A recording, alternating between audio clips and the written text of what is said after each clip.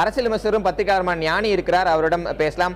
திரு ஞானி, அதிமுக திமுகவுக்கு மாற்று அப்படிங்கிற கோஷம் இந்த தேர்தலில் முன்பு இருப்பதை விட அதிகமாக ஒழித்து அதன் அடிப்படையில் அணிகள் அமைக்கப்பட்டிருந்தாலும் மீண்டும் இன்றைக்கு தேமுதிக நிர்வாகிகள் சொல்லியிருக்கக்கூடிய காரணம் தேமுதிக திமுகவோடு கூட்டணி வைக்கவில்லை, அதனால் தான் நாங்கள் விலகுறோம் அப்படின்னு சொல்றது மீண்டும் மீண்டும் அதிமுக திமுகவிற்கு மாற்று என்பது சாத்தியமில்லைங்கிறத நிரூபிக்குதுன்னு எடுத்துக்கலாமா? அப்படி நாம் பார்க்கவில்லை.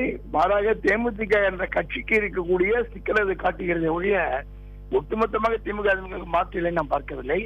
தேமுதிக கட்சியுடைய பிரச்சனையே இதுதான்.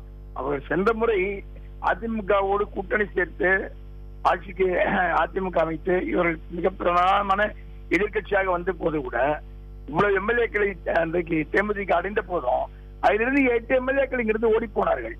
அவர்களை வைத்து காப்பாற்றிக் கொள்ள முடியவில்லை. அது ஏன் என்பதை நாம் யோசிக்க வேண்டும்.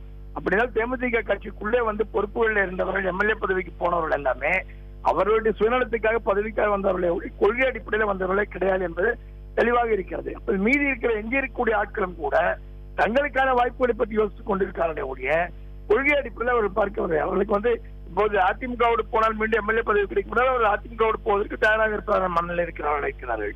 ஏன்னா இப்படிப்பட்டவர்கள் தேமுதிகவில் இருந்து வந்து இருக்கிறார் என்பதுதான் இந்த பிரச்சனை. இப்போது கூட தேமுதிக மக்கள் நல கூட்டணியில் சேருவது என்பதை அறிவித்து 1 மாதம் ஆகப் போகிறது.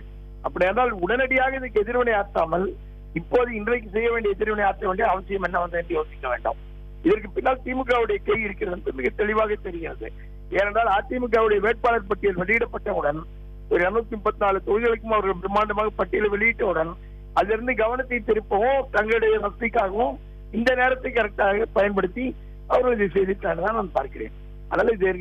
ஒரு தலைமைக்கு தங்கள் கருத்தை இப்ப வேற நபர் என்ன கூட நம்ம யோசிக்கலாம். ஆனா சந்திரகுமார் எல்லாம் விஜயகாந்தின் மனசாட்சி, சந்திரகுமாரா இருக்கட்டும், பார்த்தசாரதி, எஸ்ஆர் பார்த்திபன், இப்படிப்பட்ட ஆட்கள் தான். இதுல பார்த்தசாரதி இன்னைக்கு இல்ல, எஸ்ஆர் பார்த்திபனும் சந்திரகுமாரும் மிக நெருக்கமானவர்கள் அப்படின்னு சொல்லப்பட்ட சந்திரகுமார் எல்லாம் ரசிகர் மன்றத்திலிருந்து இருந்த ஒரு நபர், தொடர்ச்சியாக பிரேமலதா விஜயகாந்த், சுதீஷ் ஆகியோருக்கும் நெருக்கமாக இருந்த ஒரு நபர். அப்படிப்பட்ட நபரே வந்து கடிதம் மூலமாகத்தான் போக முடியுதுன்னா விஜயகாந்த் எந்த சூழலுக்குள்ள சிக்கி இருக்காருன்னு புரிஞ்சுக்கிறது.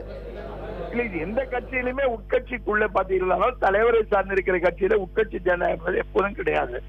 அதிமுகவில ஜெயலலிதாவோடு தொடர்பு கொள்கிறவர்கள் நேரடியாக போய் உட்கார்ந்து பேசிக் கொண்டிருக்கிறார்கள்.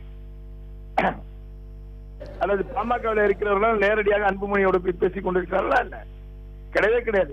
எங்கெல்லாம் தனிநபரை முன்னிறுத்தி கட்சி நடக்கிறதோ அங்கெல்லாம் வந்து நிச்சயமாக உட்கட்சி ஜனநாயகம் எப்போதுமே இருப்பதில்லை என்பது தெரிந்த விஷயம் தான். அதுல எந்த ஆச்சரியத்துக்கு இடமில்லை.